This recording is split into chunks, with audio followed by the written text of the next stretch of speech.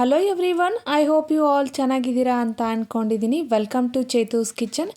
ಇವತ್ತಿನ ವಿಡಿಯೋದಲ್ಲಿ ಪೈನಾಪಲ್ ಕೇಸರಿ ಬಾತ್ನ ಯಾವ ಥರ ಮಾಡೋದು ಅಂತ ಹೇಳ್ಕೊಡ್ತೀನಿ ಬನ್ನಿ. ಪೈನಾಪಲ್ ಕೇಸರಿ ಬಾತ್ನ ಮಾಡೋದಕ್ಕೆ ಪೈನಾಪಲ್ ಇಲ್ಲ ಅಂದರೆ ಹೇಗಾಗತ್ತೆ? ಸೊ ಪೈನಾಪಲ್ ಬೇಕಲ್ವಾ. ನಾನಿಲ್ಲಿ 2 ಬೌಲಷ್ಟು ಪೈನಾಪಲ್ನ ತೊಗೊಂಡಿದ್ದೀನಿ. ಒಂದು ಬೌಲಲ್ಲಿ ದೊಡ್ಡದಾಗಿ ದೊಡ್ಡ ಸೈಜಲ್ಲಿ ಕಟ್ ಮಾಡ್ಕೊಂಡು ಇಟ್ಕೊಂಡಿರೋ ಪೈನಾಪಲ್ ಇದೆ. ಇನ್ನೊಂದು ಬೌಲಲ್ಲಿ ಚಿಕ್ಕದಾಗಿ ಅಂದರೆ ಸಾಧ್ಯ ಆದಷ್ಟು ಚಿಕ್ಕದಾಗಿ ಕಟ್ ಮಾಡಿ ಇಟ್ಕೊಂಡಿರೋ ಪೈನಾಪಲ್ ಇದೆ. ಪೈನಾಪಲ್ನ ಸ್ವಲ್ಪ ಜಾಸ್ತಿ ಹಾಕಿದರೆ ಕೇಸರಿ ಬಾತು ತುಂಬಾ ಚೆನ್ನಾಗಿರುತ್ತೆ, ಟೇಸ್ಟಿಯಾಗಿರುತ್ತೆ. ಹೋಟೆಲ್ಗಳಲ್ಲಿ ಯಾವ ಥರ ಮಾಡ್ತಾರೆ ಅಂತ ಅಂದರೆ ಪೈನಾಪಲ್ಲು ಫ್ಲೇವರ್ ಹಾಕ್ತಾರೆ ಅವರು. ಸೊ ಹಾಗಾಗಿ ಪೈನಾಪಲ್ ಸ್ಮೆಲ್ ಬರ್ತಾ ಇರುತ್ತೆ ಅಷ್ಟೇ. ಬಟ್ ಒರಿಜಿನಲ್ ಪೈನಾಪಲ್ನ ಅವರು ಅಷ್ಟು ಜಾಸ್ತಿ ಹಾಕೋದಿಕ್ಕೆ ಹೋಗಲ್ಲ. ನಾವು ಮನೇಲೇ ಮಾಡ್ತಾ ಇದ್ದೀವಿ ಅಂದರೆ ಸ್ವಲ್ಪ ಜಾಸ್ತಿ ಪೈನಾಪಲ್ ಹಾಕಿ ಮಾಡೋದ್ರಿಂದ ತುಂಬ ಅದ್ಭುತವಾಗಿರುತ್ತೆ ಟೇಸ್ಟ್ ಅಂತಲೇ ಹೇಳ್ತೀನಿ. ಸ್ವಲ್ಪ ಡ್ರೈ ಫ್ರೂಟ್ಸು ಅಂದರೆ ಕಾಜು ಮತ್ತು ಒಣ ದ್ರಾಕ್ಷಿನ ತೊಗೊಂಡಿದ್ದೀನಿ ನಾನು. ಇದನ್ನು ಇವಾಗ ಮಾಡೋದು ಯಾವ ಥರ ಅಂತ ಹೇಳ್ಕೊಡ್ತೀನಿ ಬನ್ನಿ. ನಾನಿವಾಗ ಸ್ಟವ್ ಆನ್ ಮಾಡಿಕೊಂಡು ಅದ್ರ ಮೇಲೆ ಒಂದು ಪ್ಯಾನ್ನ ಇಟ್ಕೊಂಡಿದ್ದೀನಿ. ಇದಕ್ಕೆ 1 ಟೇಬಲ್ ಸ್ಪೂನ್ ಅಷ್ಟು ಅಂದರೆ ಗಟ್ಟಿಯಾಗಿರೋ ತುಪ್ಪ ಇತ್ತು. ಸೊ ಹಾಗಾಗಿ 1 ಟೇಬಲ್ ಸ್ಪೂನ್ ಅಷ್ಟು ತುಪ್ಪನ ಹಾಕ್ಕೊಂಡಿದ್ದೀನಿ. ಹಾಕ್ಕೊಂಡ್ಬಿಟ್ಟು ನಾನು ಡ್ರೈ ಫ್ರೂಟ್ಸ್ನ ಮೊದಲು ನಾನು ಫ್ರೈ ಮಾಡ್ಕೊತೀನಿ. ಮೀಡಿಯಮ್ ಫ್ಲೇಮಲ್ಲಿ ಇಟ್ಕೊಂಡ್ಬಿಟ್ಟು ನೀವು ಗೋಲ್ಡನ್ ಬ್ರೌನ್ ಬರೋವರೆಗೂ ಇದನ್ನು ಚೆನ್ನಾಗಿ ಫ್ರೈ ಮಾಡ್ಕೋಬೇಕಾಗತ್ತೆ. ನಾನು ಹೇಳೋ ಪ್ರೊಸೀಜರಲ್ಲಿ ನೀವು ಏನಾದರೂ ಕೇಸರಿ ಬಾತ್ ಮಾಡಿದರೆ 2 to 3 days ಕೇಸರಿ ಬಾತ್ ಹಾಳಾಗೋದೇ ಇಲ್ಲ, ಕೆಡೋದೇ ಇಲ್ಲ, ಅಷ್ಟು ಚೆನ್ನಾಗಿ ಆಗತ್ತೆ ಕೇಸರಿ ಬಾತು. ಇವಾಗ ನಾನು ರವೆನ ಹಾಕ್ಕೊಳ್ತಾ ಇದ್ದೀನಿ. ಸೂಜಿ ರವೆ 1.5 ಕಪ್ಪಷ್ಟು ನಾನು ಸೂಜಿ ರವೆನ ಹಾಕ್ಕೊಳ್ತಾ ಇದ್ದೀನಿ. ನಾನಿಲ್ಲಿ 1.5 ಕಪ್ಪಷ್ಟು ಸೂಜಿ ರವೆ ಅಂತಂದರೆ ಸಣ್ಣ ರವೆ ಅಂತಾರಲ್ಲ ಅದನ್ನು ಹಾಕ್ಕೊಳ್ತಾ ಇದ್ದೀನಿ. ಹಾಕ್ಕೊಂಡ್ಬಿಟ್ಟು ಚೆನ್ನಾಗಿ ಇದನ್ನು ಫ್ರೈ ಮಾಡ್ಕೊಳ್ತಾ ಇದ್ದೀನಿ. ಇದನ್ನು ಅಷ್ಟೇ ನೀವು ಹೈ ಫ್ಲೇಮಲ್ಲಿ ಇಟ್ಕೋಬಾರ್ದು, ಲೋ ಫ್ಲೇಮಲ್ಲಿ ಇಟ್ಕೋಬಾರ್ದು, ಮೀಡಿಯಮ್ ಫ್ಲೇಮಲ್ಲಿ ಇಟ್ಕೊಂಡು ಪದೇ ಈ ಥರ ಕೈ ಆಡಿಸ್ಕೊಳ್ತಾ ಚೆನ್ನಾಗಿ ಇದನ್ನು ಫ್ರೈ ಮಾಡ್ಕೋಬೇಕಾಗತ್ತೆ ನಾವು. ಇವಾಗ ಇದು ರವೆ ಕಂಪ್ಲೀಟಾಗಿ ಫ್ರೈ ಆಗಿದೆ. ಫ್ರೈ ಆದಮೇಲೆ ಇದನ್ನು ನಾನು ಸೈಡಿಗೆ ಎತ್ತಿಡ್ತಾ ಇದ್ದೀನಿ. ಈ ಥರ ನೀವು ಚೆನ್ನಾಗಿ ಇದ್ರ ರವೆನ ಫ್ರೈ ಮಾಡ್ಕೊಳ್ಬೇಕು. ಫ್ರೈ ಮಾಡ್ಕೊಂಡಿದ್ದಾದಮೇಲೆ ಸೈಡಿಗೆ ಎತ್ತಿಟ್ಕೊಂಡು ಇವಾಗ ಅದೇ ಸ್ಟವ್ ಮೇಲೆ ಒಂದು ಸ್ಟೀಲ್ ಪಾತ್ರೆನ ಇಟ್ಕೊಂಡು 1 ಕಪ್ಪು ರವೆಗೆ 2.5 ಕಪ್ಪಷ್ಟು ನಾವು ನೀರನ್ನು ಹಾಕ್ಕೊಳ್ಬೇಕಾಗತ್ತೆ.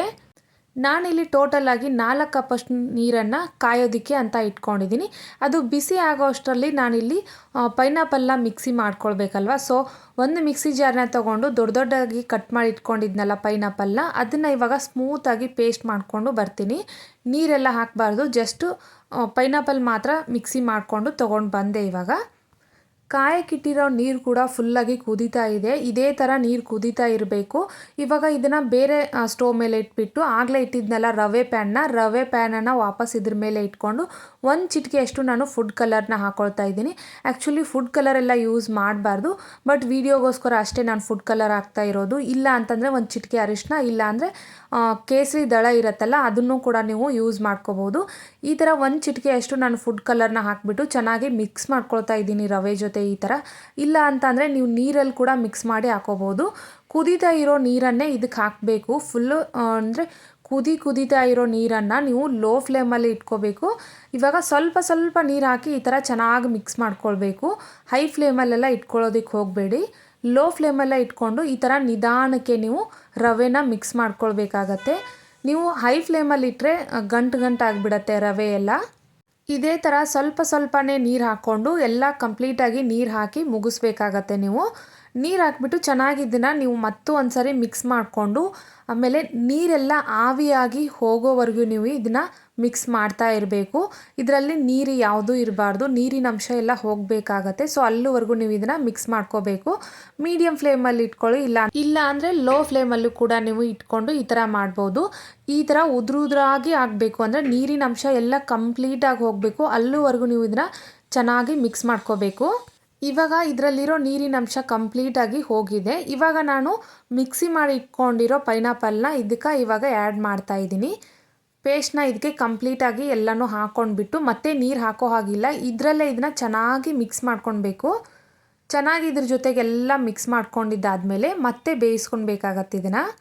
ಈ ಥರ ಪೈನಾಪಲ್ ಪ್ಯೂರಿನ ಹಾಕೋದ್ರಿಂದ ಕೇಸರಿ ಬಾತ್ ಅಂತೂ ಅದ್ಭುತವಾಗಿರುತ್ತೆ. ಆಮೇಲೆ ಈ ಥರ ಕಂಪ್ಲೀಟಾಗಿ ಪೈನಾಪಲ್ ಇದ್ರ ಜೊತೆಗೆಲ್ಲ ಮಿಕ್ಸ್ ಆದಮೇಲೆ ಈ ಥರ ಸ್ವಲ್ಪ ಇದು ಮತ್ತು ನೀರಿನ ಅಂಶ ಏನಿರತ್ತಲ್ಲ ಅದೆಲ್ಲ ಆವಿಯಾಗಿ ಹೋಗಬೇಕು. ಮತ್ತು ಸ್ವಲ್ಪ ತಿಕ್ಕಾಗಿ ಗಟ್ಟಿಯಾಗಿ ಬರಬೇಕು ಕೇಸರಿ ಬಾತು.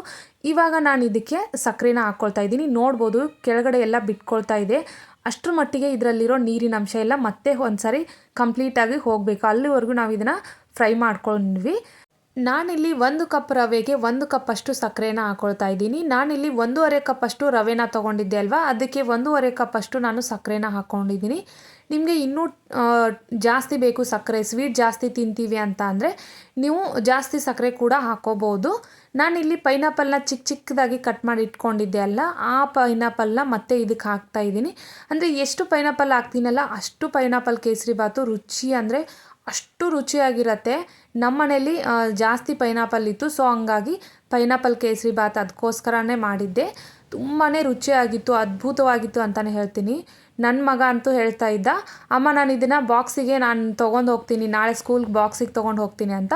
2-3 ದಿನ ಇಟ್ಟರೂ ಕೂಡ ಈ ಕೇಸರಿಬಾತ್ ಅಂತೂ ನಿಜವಾಗ್ಲೂ ಹಾಳಾಗೋದಿಲ್ಲ. ಫ್ರಿಜ್ಜಲ್ಲಿ ಇಡಬೇಕು ಅಂತ ಏನಿಲ್ಲ, ಹೊರಗಡೆ ಇಟ್ಟರೂ ಕೂಡ ಹಾಳಾಗಲ್ಲ, ಅಷ್ಟು ಚೆನ್ನಾಗಿರುತ್ತೆ ಕೇಸರಿಬಾತು. ಸಕ್ಕರೆ ಆಮೇಲೆ ಪೈನಾಪಲ್ ಎಲ್ಲ ಹಾಕಿದ್ದಾದಮೇಲೆ ಚೆನ್ನಾಗಿ ಇದನ್ನು ಮತ್ತೆ ಮಿಕ್ಸ್ ಮಾಡ್ಕೊಳ್ತಾ ಇದ್ದೀನಿ. ಮಿಕ್ಸ್ ಮಾಡಿಕೊಂಡು ಚೆನ್ನಾಗಿ ಇದನ್ನು ಮತ್ತೆ ಬೇಯಿಸ್ಕೋಬೇಕಾಗತ್ತೆ ನಾವು. ಕೇಸರಿಬಾತನ್ನ ತಿನ್ನಬೇಕಾದ್ರೆ ಮಧ್ಯೆ ಒಂದೊಂದು ಪೀಸು ಚಿಕ್ಕದಾಗಿರೋ ಪೈನಾಪಲ್ ಬಂದರೆ ಅದ್ಭುತವಾಗಿರುತ್ತೆ ಟೇಸ್ಟು.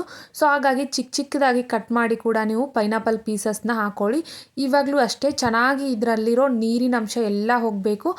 ಅದು ಸಕ್ಕರೆ ಏನು ಹಾಕಿರ್ತೀರಲ್ಲ ಆ ಸಕ್ಕರೆ ಎಲ್ಲ ಪಾಕ ಆಗಿ ಚೆನ್ನಾಗಿ ಅದ್ರ ಜೊತೆಗೆ ಮಿಕ್ಸ್ ಆಗಬೇಕು. ಅಲ್ಲಿವರೆಗೂ ನೀವು ಇದನ್ನು ಚೆನ್ನಾಗಿ ಈ ಥರ ಕೈ ಆಡಿಸ್ಕೊತಾನೆ ಇರಬೇಕಾಗತ್ತೆ. ಅಲ್ಲಿವರೆಗೂ ನೀವು ಮತ್ತೆ ಒಂದು ಸಾರಿ ಇದನ್ನು ಚೆನ್ನಾಗಿ ಫ್ರೈ ಮಾಡ್ಕೋಬೇಕು.